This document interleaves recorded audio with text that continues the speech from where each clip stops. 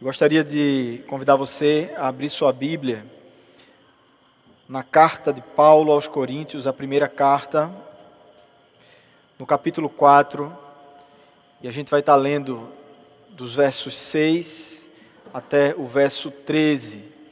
Vamos estar meditando nessa noite sobre esses versículos, sobre essa porção das Sagradas Escrituras.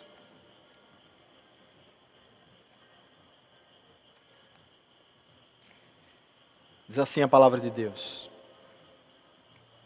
Meus irmãos, apliquei estas coisas figuradamente a mim mesmo e a Apolo, por causa de vocês, para que por nosso exemplo vocês aprendam isso. Não ultrapassem o que está escrito, para que ninguém se encha de orgulho a favor de um e em prejuízo de outro. Pois quem é que faz com que você sobressaia? E o que é que você tem que não tenha recebido? E se o recebeu, por que se gloria como se não tivesse recebido? Vocês já estão fartos, já são ricos, chegaram a reinar sem nós. Sim, quem dera que vocês fossem reis, para que também nós viéssemos a reinar com vocês. Porque me parece que Deus pôs a nós, os apóstolos, em último lugar, como se fôssemos condenados à morte. Porque nos tornamos como espetáculo para o mundo, tanto para os anjos como para os seres humanos. Nós somos loucos por causa de Cristo e vocês sábios em Cristo. Nós somos fracos e vocês são fortes. Vocês são honrados e nós desprezados.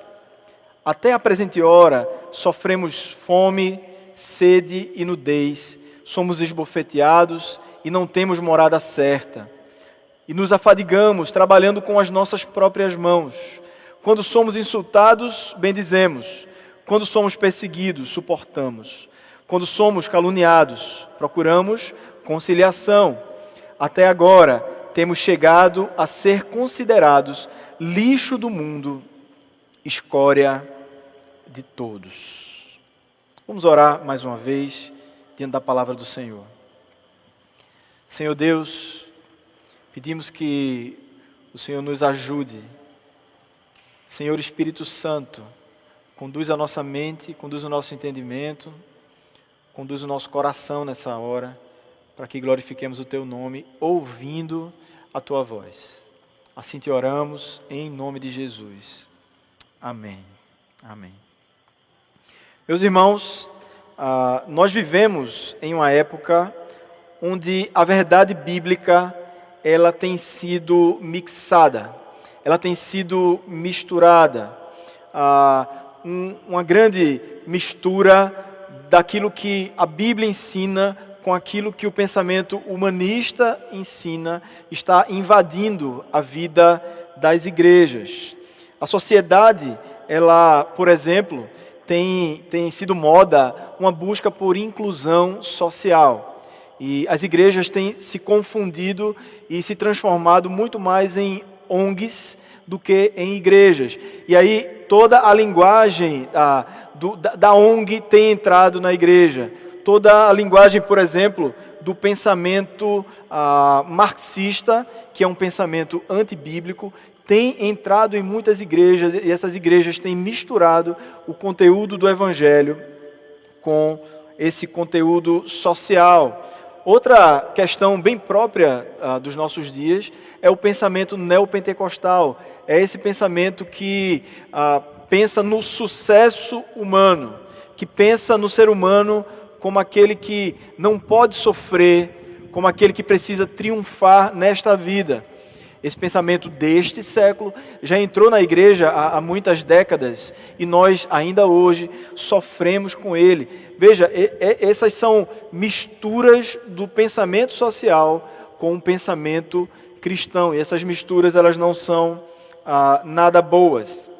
É urgente nós vacinarmos nossas igrejas e os seus líderes com a pureza do evangelho bíblico, para que não sejamos sutilmente levados por esses ventos, pelo espírito da época. E essa vacina que a igreja precisa receber, para que o pensamento da sociedade não se misture com o Evangelho, essa vacina ela só pode ser dada à igreja através da pregação fiel das Sagradas Escrituras, da pregação fiel do Evangelho do nosso Senhor e Salvador Jesus Cristo. Como temos visto, irmãos, a igreja dos Coríntios ela estava dividida em vários partidos. Existiam grupos de crentes diferentes ali naquela igreja, encabeçados por influenciadores. Esses influenciadores até usavam o nome de Paulo, o nome de Apolo, o nome de Pedro, para, pegando algum conteúdo de cada um, ensinarem doutrinas misturadas a certos grupos que tinham mais afinidade com um apóstolo, com outro apóstolo e com um outro líder da igreja. Isso se tornou algo muito perigoso, porque grupos começaram a se formar, e esses grupos começaram a ter embates um contra os outros, em nome de Paulo, de Apolo, em nome de Cefas. Nada eles tinham a ver com isso. Paulo se relacionava muito bem com Apolo, Apolo se relacionava muito bem com Paulo. O problema estava no egoísmo, na ganância que havia no coração ali daqueles homens, de alguns daqueles crentes, daqueles líderes que ali estavam. No final das contas, o objetivo deles era trazer o pensamento cultural e disseminar esse pensamento dentro da igreja, misturando com o cristianismo. E eles começaram a fazer isso de forma muito sutil. Eles começaram a prejudicar a igreja. E dentre vários pensamentos que estavam ali permeando a igreja dos Coríntios, eu quero destacar apenas alguns que têm a ver com a porção do texto que nós lemos hoje. Por exemplo, um dos pensamentos que era muito em voga lá em Corinto era o pensamento do partidarismo. Como assim esse pensamento acontecia lá? Era comum naquela cultura que houvessem homens chamados benfeitores ou patronos. Esses patronos eram pessoas com influência política grande, eram pessoas poderosas, eram pessoas que tinham dinheiro e eles viviam a beneficiar famílias, beneficiar pessoas. E aí, quando uma família ela era beneficiada por esse patrono, por esse benfeitor, ela se tornava fiel àquele patrono. E tudo aquilo que esse patrono pensava, essa família tinha que pensar igual. Tudo aquilo que esse patrono empreendia, essa família tinha que ir junto. Era comum eles andarem pela cidade e essas famílias seguirem o patrono pela cidade. E havia uma competição entre esses patronos, porque era uma demonstração de poder que existia ali naquela cidade. Então a cidade ela estava dividida pelos pensamentos de patronos diferentes. E esse pensamento ele começa a entrar também na igreja, porque na igreja também tinha patronos. Mas o apóstolo Paulo não havia ensinado que esses patronos deveriam fazer a cabeça dos seus beneficiados, misturando o evangelho com alguma outra coisa. O triste é que começa a acontecer algo estranho ali. Desobedecendo os ensinamentos de Paulo, essas pessoas começaram a se polarizar em opiniões diferentes e a se orgulhar dos seus líderes, não só de Paulo, Apolo ou de Cefas, mas daqueles líderes que estavam ali fazendo a cabeça das pessoas daquela igreja. Eles se tornaram partidaristas. Uma outra característica era a autopromoção. Tanto os mestres como os filósofos, eles tinham como um valor, e esse valor era reconhecido no meio da cultura lá dos coríntios, a ideia deles se autopromoverem. Então, quando esses homens ensinavam, quando esses homens filosofavam, o objetivo deles era que eles fossem louvados. E era um objetivo nobre na cabeça deles. Era um objetivo nobre para aquela sociedade. Não havia problema nisso. Isso realmente era algo a ser louvado naquela cultura. Uma cultura de autopromoção declarada. E isso começa também a entrar na igreja. Porque era uma virtude que deveria entrar na igreja para se juntar com o evangelho, e o evangelho ele começa a ser interpretado de forma errada para que essa cultura também entre na igreja. Uma outra coisa, um outro valor, se é que a gente pode chamar assim, era a arrogância entre esses filósofos, entre esses mestres e entre esses retóricos que eram louvados ali na cidade. Eles, por exemplo, eram tidos como reis e como ricos. Eles se posicionavam assim. Essa era a postura do coração deles. Ser reis e ser ricos. A arrogância, o peito estufado, o nariz empinado, era uma grande virtude ali no meio deles. E isso também entra na vida da igreja. E por fim, para o nosso objetivo de hoje, irmãos, tem muito mais características ali naquela sociedade, mas eu quero destacar a discussão competitiva como um valor. Os retóricos, eles tinham orgulho de discutir. Eles tinham orgulho de derrotar o outro na hora de uma discussão. Eles eram louvados quando eles conseguiam derrotar um adversário. Adivinha no que isso vai dar dentro de uma igreja? Quando uma igreja abraça isso como valor. Grandes brigas, grandes discussões começam a acontecer naquela igreja, porque esses valores culturais estavam sendo abraçados por esses líderes e também por aqueles que seguiam esses líderes. Esses pensamentos, irmãos, afetaram necessariamente a ótica da igreja em relação a Paulo. Por quê? Porque o apóstolo Paulo, ele vivia exatamente o avesso desses valores.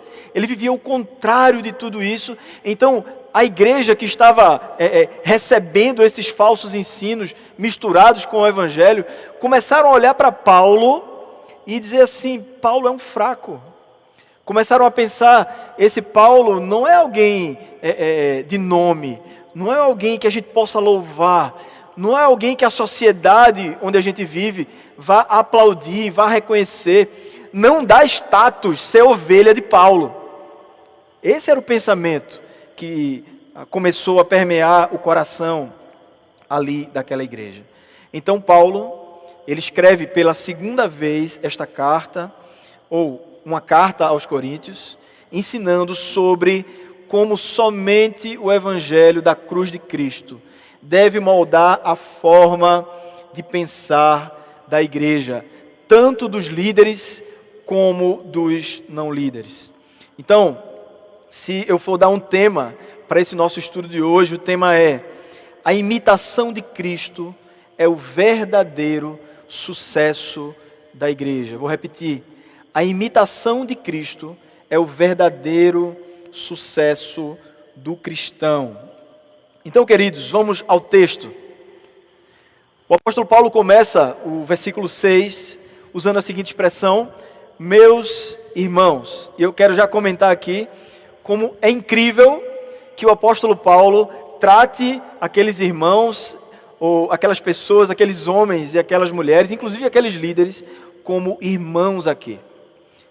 É muita graça da parte de Deus que é derramada no coração de Paulo para que ele não perca a paciência a uma altura dessa. Paulo estava sendo muito humilhado por essa igreja. Paulo sabia que ali, no meio daquele povo, existiam pessoas que não eram crentes de verdade, que não eram seus irmãos, mas ele trata aquela igreja verdadeiramente como uma igreja legítima do Senhor, a fim de pastorear o coração daquela igreja que estava se perdendo. Então ele prossegue, e ele diz: apliquei estas coisas figuradamente a mim mesmo e a Apolo por causa de vocês. O que é que Paulo está querendo dizer aqui com apliquei estas coisas figuradamente a mim mesmo e a Apolo por causa de vocês?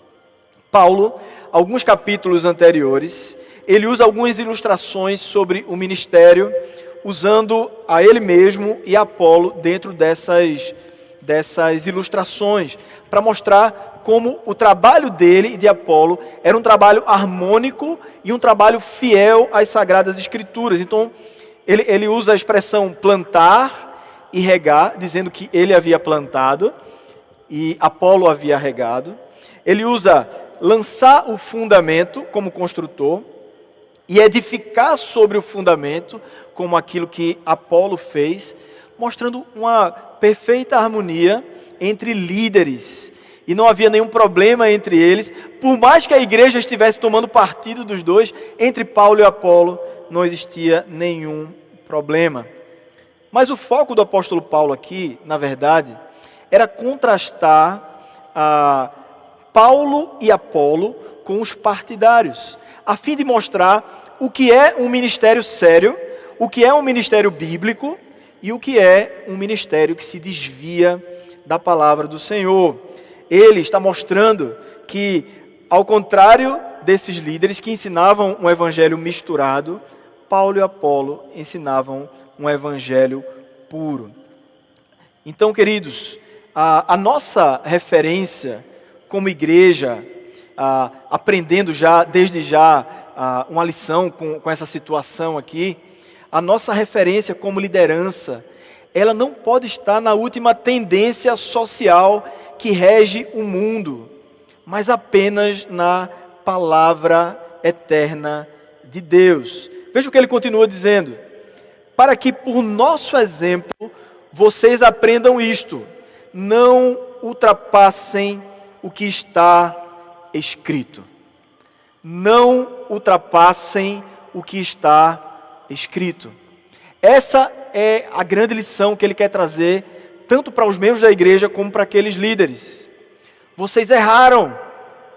Vocês, como líderes, não podem fazer isso. A partir do momento em que a igreja se mistura com o pensamento social, ela deixa de ser igreja.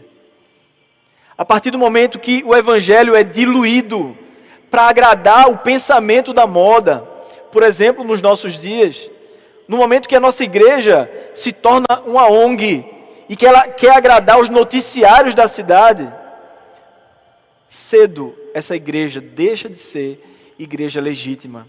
Porque o evangelho real, ele não vem para agradar os seres humanos. Ele vem salvar. Ele vem abrir os olhos daquele que o Espírito Santo chega e transforma as vidas.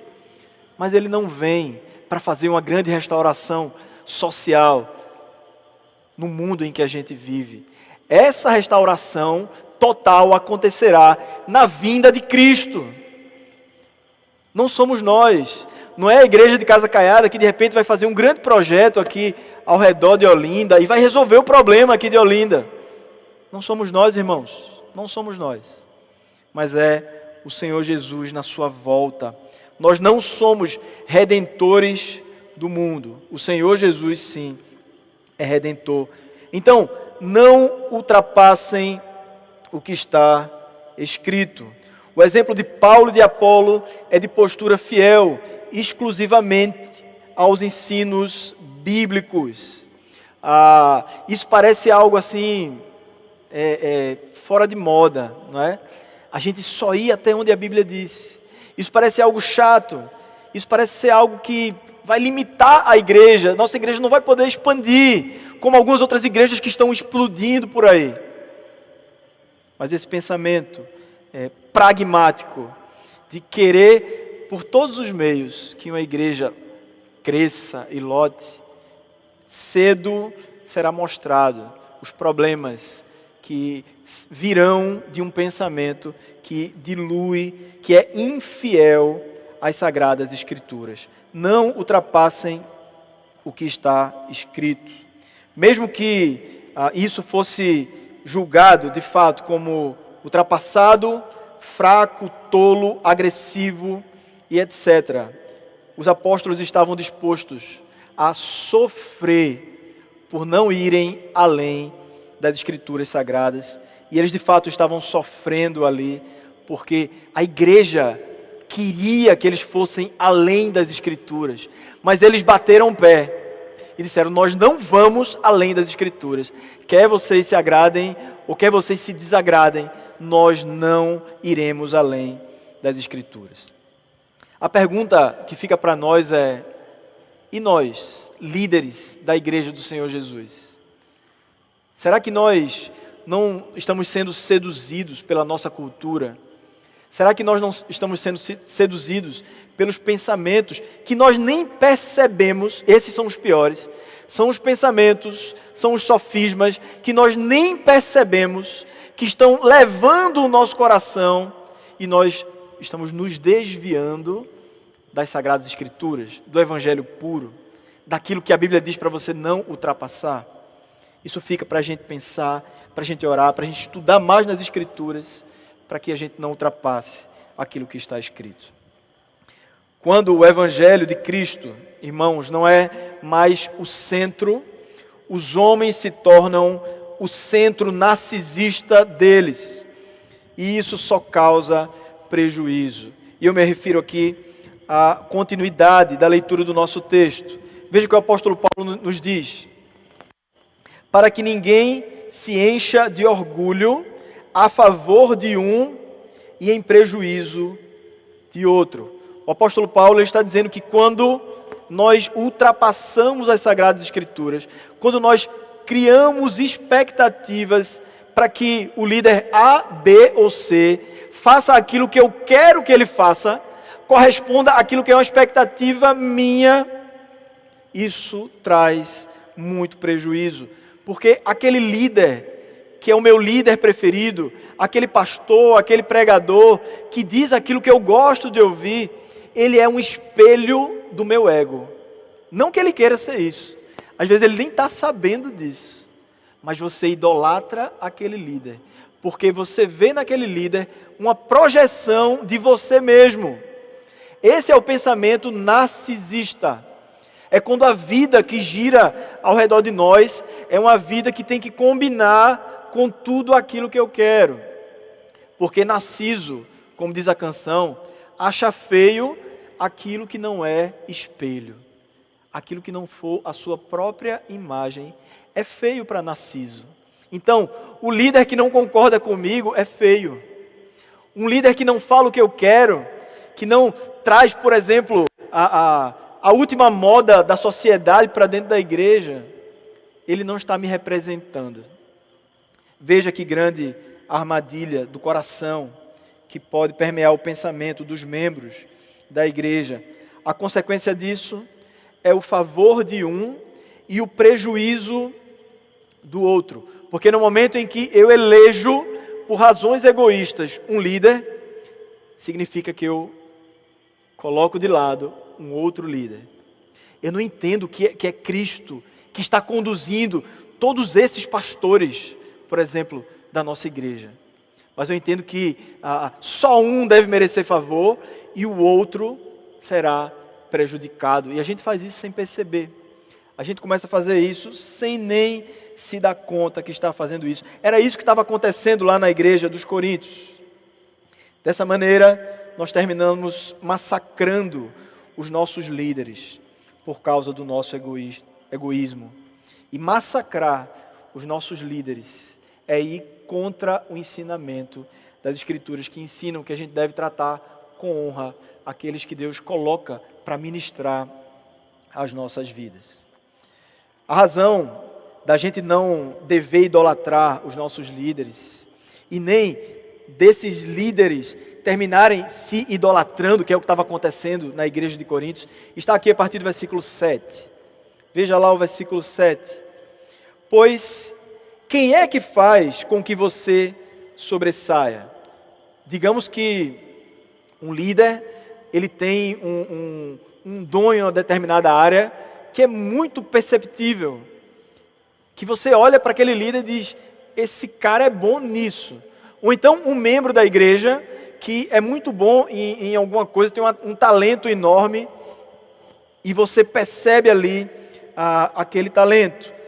A pergunta é, quem é que faz com que você sobressaia? Quem é?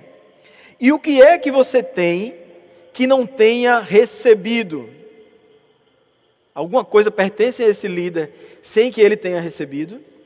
E se o recebeu, por que se gloria? Se esse líder tem um dom que é notório, que as pessoas elogiam muito, E esse líder começa a se gloriar, que era o que estava acontecendo nesses líderes partidários ali no meio da igreja. A pergunta é, por que ele se gloria? Digamos que havia ali na igreja pessoas que tinham uma boa oratória, que é o que está sendo louvado aqui. Digamos que muitos daqueles líderes ali tinham uma boa filosofia, conseguia trazer argumentos filosóficos fantásticos ali. Digamos que aqueles mestres tinham um dom do ensino que era uma coisa assim formidável. Mas isso subiu ao coração deles. E a pergunta é, por que se gloria? Como se não tivesse recebido. Deus permite que uns sejam mais destacados em alguma área, de acordo com o seu plano. Se alguém tem destaque em alguma coisa, isso está dentro do plano de Deus. Está dentro da providência de Deus. Não é para que aquela pessoa se glorie. Isso não deve ser razão de idolatria. A igreja não deve olhar para esse líder e começar a idolatrá-lo. Começar a tratá-lo como Deus. Porque já vimos aqui que quando a gente faz isso, a gente está louvando a gente mesmo. Porque ele é uma projeção de mim mesmo. E toda autoadoração é o pecado de Adão, que fez com que nós estivéssemos até hoje sofrendo as consequências do pecado. Então, isso não deve ser razão de idolatria, não deve ser razão de vanglória, porque alguém que se gloria esquece que Deus é a fonte de todos os dons. Como diz Tiago, todo dom perfeito vem do Pai das luzes. Uma pessoa que se esquece disso, ela está tentando roubar a glória de Deus. E roubar a glória de Deus é vanglória. É uma glória imerecida, é uma glória que não se sustenta, é uma falsa glória. Então, a coisa correta a se fazer é dar glórias a Deus. Dar glórias a Deus em relação ao líder A, ao líder B, ao líder C, ao irmão da igreja que se destaca em alguma coisa. Nós devemos olhar para aquele desempenho todo e dizer: glorificado seja o nome do Senhor. Porque se o nosso coração se desvia, irmãos, se o nosso coração começa a idolatrar as pessoas, cedo nós vamos nos decepcionar com as pessoas. Porque aqueles mesmos que têm dons destacados são também pecadores. E muitos, quantos abandonam a sua comunidade? Quantos abandonam a sua igreja local porque eram idólatras de alguns líderes? E sendo idólatras desses líderes, quando descobriram que esses líderes eram pecadores, essas pessoas se decepcionaram. E aqueles líderes passaram a não representá-lo mais. E essa pessoa vai para um outro lugar, busca um outro alimento, busca um outro rebanho. Veja que emaranhado começa a acontecer na vida da igreja quando ela mistura o verdadeiro evangelho com as filosofias desse mundo, com o pensamento cultural da sua época. Queridos, líderes capazes, porém valiosos, devem se arrepender da arrogância, reconhecendo sempre a mão generosa de Deus em suas vidas. Essa deve ser a nossa postura de arrependimento. Se eu e você temos deixado a soberba subir ao nosso coração, a arrogância subir ao nosso peito, nós somos convocados pela palavra de Deus ao arrependimento e a darmos glórias totalmente ao nosso Deus. Essa é a exortação dessa parte do texto. Paulo deixa claro, então, a partir de agora, a contradição entre o pensamento dos coríntios e o verdadeiro evangelho. Ele vai fazer agora aqui uma disputa entre arrogância e humildade, porque era o grande debate, era o grande problema que estava acontecendo ali naquela igreja. O que é correto? Ser arrogante ou ser humilde? O pensamento filosófico da época dizia que o correto era ser arrogante, o correto era sobressair, o correto era levantar o nariz. Pasmem, esse de fato era o pensamento lá. Mas o evangelho dizia, não, a verdadeira sabedoria é a humildade do evangelho. é a humildade do nosso Senhor e Salvador, Jesus Cristo. Então o apóstolo Paulo, ele vai falar aqui, a partir do versículo 8, da arrogância.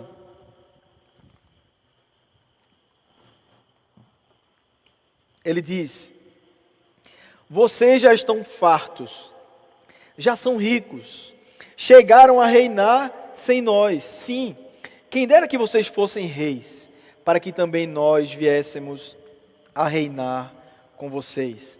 Já falamos aqui que era um valor se achar rei e se achar rico. Veja a arrogância. Paulo está aqui traçando o perfil da arrogância.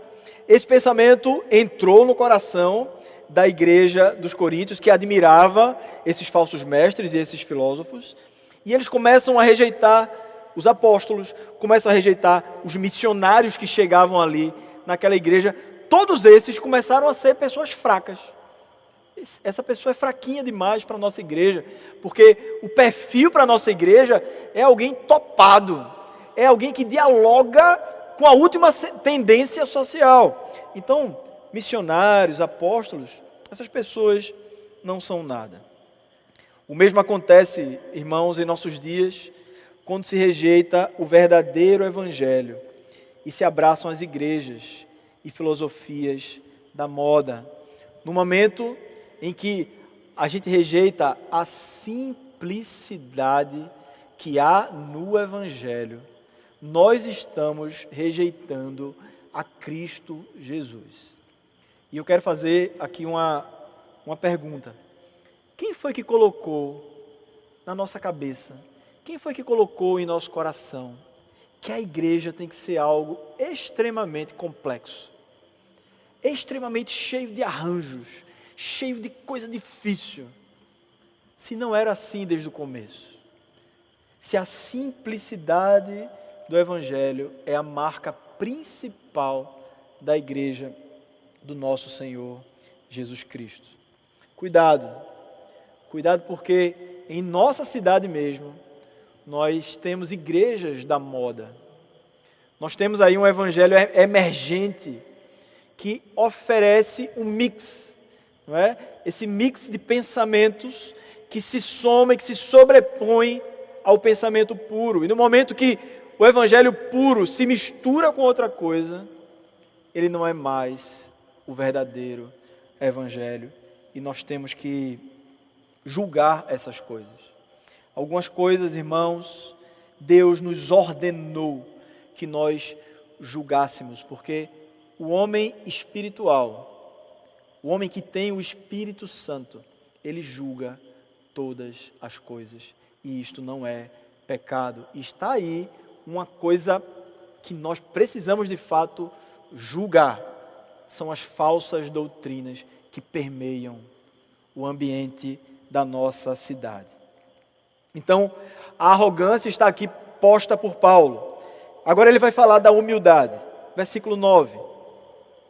Porque me parece que Deus pôs a nós, os apóstolos, em último lugar, como se fôssemos condenados à morte, porque nos tornamos espetáculo para o mundo, tanto para anjos como para os seres humanos. Veja, os apóstolos se colocam aqui, Paulo coloca os apóstolos em último lugar, como se eles estivessem numa situação de guerra e um exército tivesse derrotado eles. E aí, aquele rei, o general, está chegando na arena, e ali naquela arena, várias pessoas entram, recebendo glória ali naquele estádio. E os últimos que entram são os soldados derrotados. São aqueles que serão mortos na arena. Então Paulo está dizendo, parece que a gente é exatamente esse pessoal que perdeu a guerra, que está entrando humilhado, por último, naquela arena, para sofrer escárnio e para morrer, inclusive, ali dentro daquela arena. A lógica dos apóstolos, a lógica da humildade, é a lógica cruciforme. Enquanto a lógica dos arrogantes é a autopromoção, a lógica do evangelho é a lógica cruciforme. Eles olham para a cruz de Cristo, e nós temos aqui o privilégio de, na sexta-feira, ter pensado sobre a cruz de Cristo de forma profunda, através de 7 pregações sobre a cruz de Cristo. A lógica da caminhada da igreja na terra, a lógica da vida de um líder cristão, é exatamente a lógica da cruz.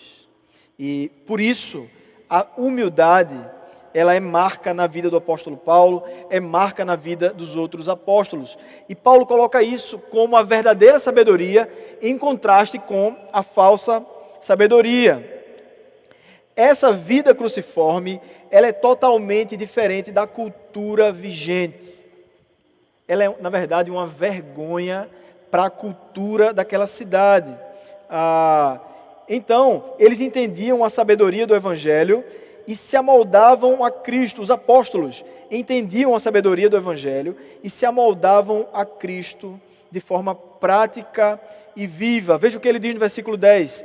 Nós somos loucos por causa de Cristo e vocês são sábios em Cristo. Veja a ironia. O apóstolo Paulo está sendo irônico aqui. Nós somos fracos e vocês são fortes. Vocês são honrados e nós desprezados. Como é que pode esses homens serem fortes e sábios em Cristo? De fato, alguém está errado em relação a quem é Cristo. Alguém está julgando a pessoa do Senhor Jesus Cristo de forma enganosa. E é exatamente isso que acontece nos nossos dias.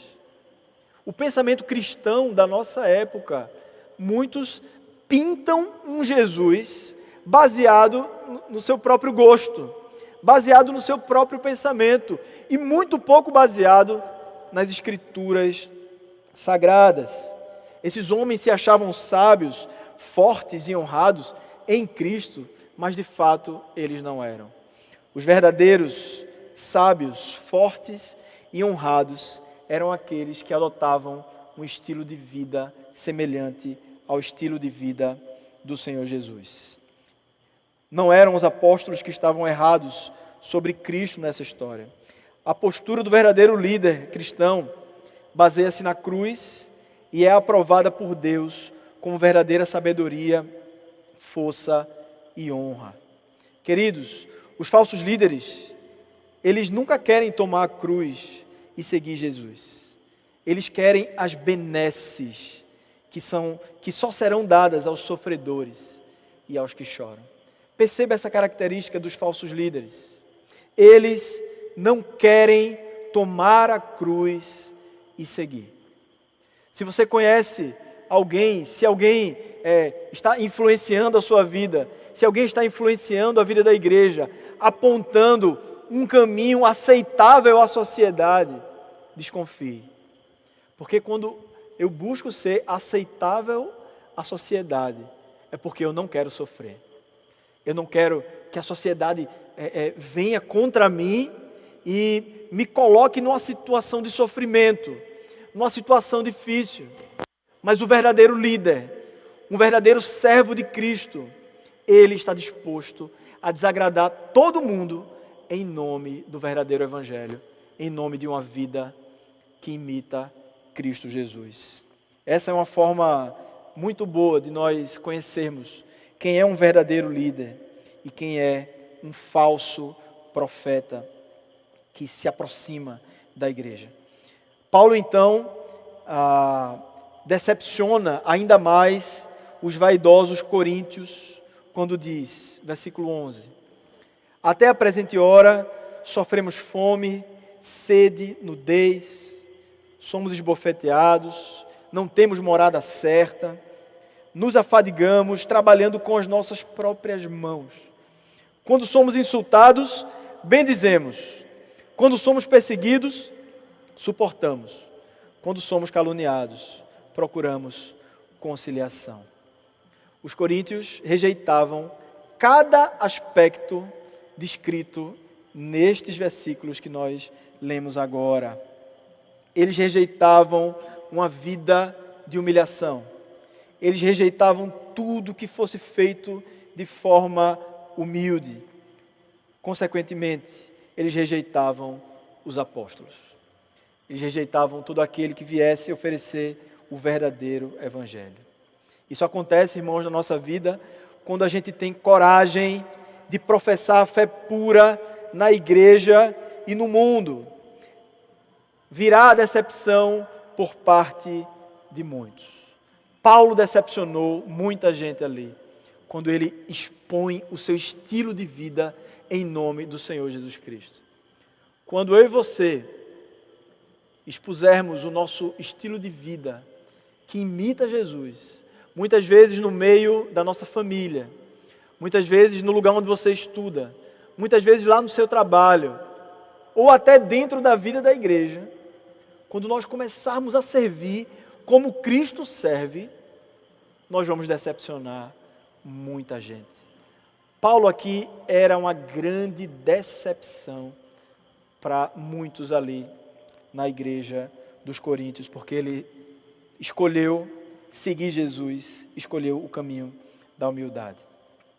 Até agora, Paulo diz, temos chegado a ser considerados o lixo do mundo, a escória de todos. O lixo. Era assim que os apóstolos estavam sendo considerados. Algo que sobrou, algo que não presta para mais nada. E aí? Você está disposto a isso? Será que nós estamos dispostos, por causa do Evangelho, a chegarmos a ser considerados lixo do mundo? Na verdade, aqueles homens, aquelas mulheres, aqueles mestres, eles não estavam necessariamente negando Paulo.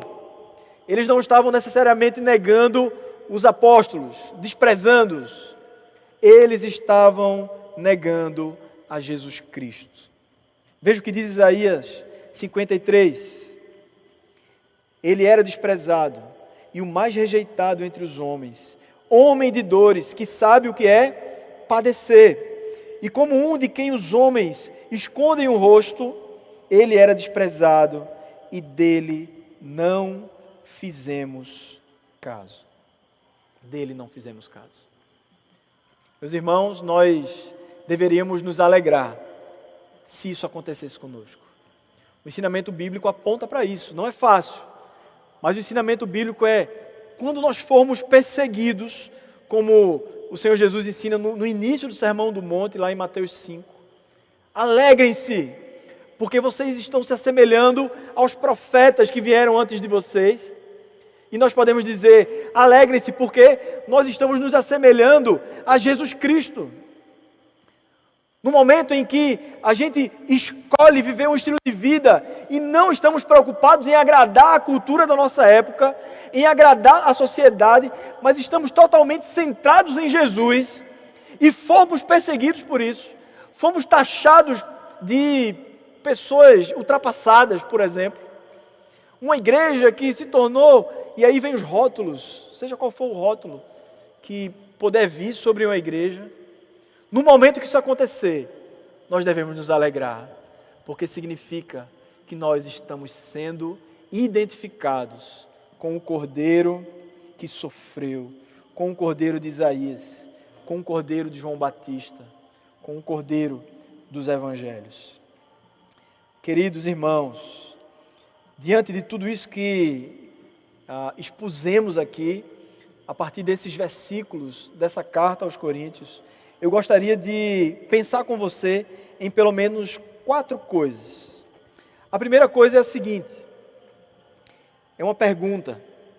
Estamos preparados para sermos rejeitados pela sociedade ou buscaremos desenfreadamente agradar o pensamento vigente?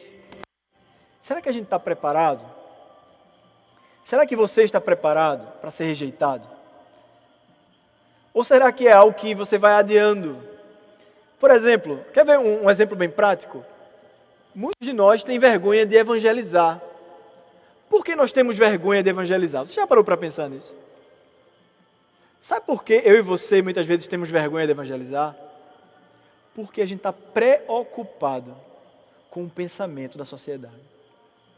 A gente está preocupado se a nossa evangelização vai agradar aquela pessoa. O que é que essa pessoa vai pensar de mim quando eu disser que eu creio em Deus, no Deus invisível? O que será que o mundo vai dizer de mim? Quando eu falar dos atributos de Deus, quando eu falar que Deus condena os pecadores à condenação eterna, o que é que as pessoas vão falar de mim se esse pensamento não combina com o momento social que nós vivemos no nosso século? Nós nos envergonhamos do Evangelho. Deus também se envergonhará de nós, se nós não entendermos que Ele nos chamou, desde o dia em que a gente foi regenerado, Deus nos chamou para não agradar esse mundo, meus irmãos. Deus nos chamou a sermos por Ele, sermos para a glória dEle. Nós não somos para os seres humanos, nós somos para Deus. Agora, a consequência disso é que muitos seres humanos são abençoados por Deus através de nós. Isso é um fato. Mas o nosso foco não é, em primeiro lugar, agradar os seres humanos. Amarás ao Senhor teu Deus sobre todas as coisas. E com essa baliza, nós amamos o próximo como a nós mesmos. Segunda coisa, irmãos, rejeitem no coração a ideia narcisista de idolatrar seus líderes. Não os vejam como seus representantes, mas de Cristo. Se nós ainda temos no nosso coração a ideia de idolatrar o pregador A, o líder B, o mestre C, comece a exercitar no seu coração. Ver Cristo operando em todos. E você vai começar a valorizar todos eles. Você vai começar a ajudar todos eles. Você vai começar a somar com a igreja do Senhor Jesus. O seu coração vai ficar mais contente com a vida da igreja. Esse é o desafio que nós temos aqui em prol da unidade da igreja. Em terceiro lugar, tenham as Escrituras como suficientes para nos guiar como igreja, em meio a uma geração que não cogita das coisas de Deus, mas cogita das coisas dos homens. Essa sociedade que nós vivemos não cogita das coisas de Deus, cogita das coisas dos homens. Você lembra quando o apóstolo Pedro, Jesus dizendo que vai ser sacrificado, que vai ser crucificado, e Pedro, sendo ali usado por Satanás, diz: não, jamais, Senhor Jesus, o Senhor não vai sofrer isso. O que é que o Senhor Jesus diz? Jesus repreende Satanás e diz: arreda, Satanás. Por quê? Porque não cogitas das coisas de Deus, mas cogitas das coisas dos homens. Quando Pedro, ele começa a ter um pensamento social, esse pensamento de agradar a sociedade, o Senhor Jesus revela quem é que está por trás do seu pensamento. Quem pensa no ser humano antes de pensar em Deus vai terminar buscando agradar o ser humano e não agradará a Deus. Pedro foi repreendido porque ele não se satisfez com aquilo que as Escrituras estavam revelando. As Escrituras são suficientes.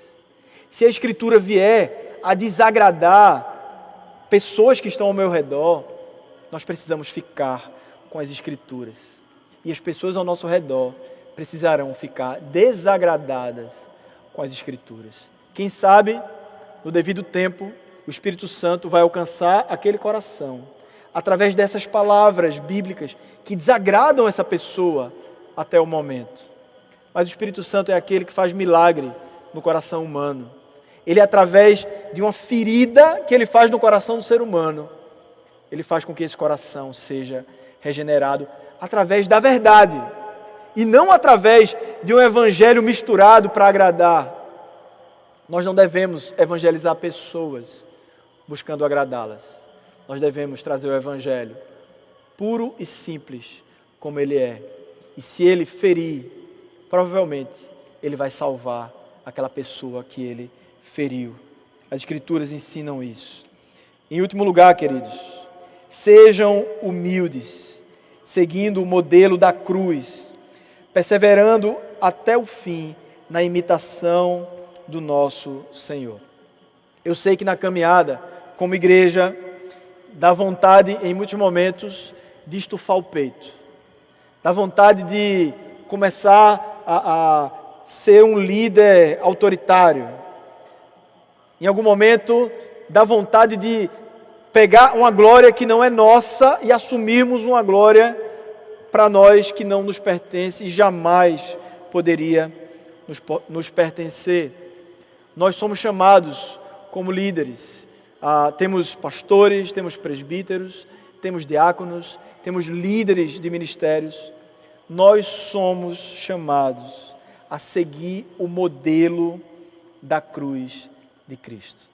Sermos humildes, sofrermos, sermos tidos como escória, como lixo, muitas vezes, porque estamos imitando o nosso Senhor e Salvador, Jesus Cristo. Então, queridos, diante dessas verdades, eu queria que a gente lesse, eu aqui, você na sua casa, o texto de Apocalipse 21, versículo 4 e versículo 7, e nós encerraremos. Diz assim a palavra do Senhor: E lhes enxugará dos olhos toda lágrima, e já não existirá mais a morte, já não haverá luto, nem pranto, nem dor, porque as primeiras coisas passaram. O vencedor herdará estas coisas, e eu serei o Deus dele, e ele será o meu filho. Todo sofrimento, toda dor que nós suportarmos por sermos fiéis ao Evangelho puro e simples, e não misturarmos o Evangelho com a nossa cultura, toda perseguição, toda dor e todo sofrimento valerá a pena, porque nossas lágrimas serão enxutas pelo próprio Deus, e Ele nos chamará de vencedor e de herdeiro de todas as coisas que Ele promete. Que Deus nos abençoe, que Deus nos guie em toda a sua verdade. Vamos orar, meus irmãos. Senhor Deus, louvamos o Teu nome, ó Pai, pelo ensinamento bíblico que vem regular o nosso coração, que vem nos mostrar o caminho que nós não devemos andar e vem mostrar o caminho puro, santo, que nós devemos caminhar como igreja do Senhor Jesus. Que o Senhor possa nos ensinar a andarmos em humildade, a andarmos nas pegadas de Cristo Jesus, custe o que custar em nossas vidas. Rogamos que o Espírito Santo aplique essas coisas ao nosso coração. Assim te oramos, em nome de Jesus. Amém.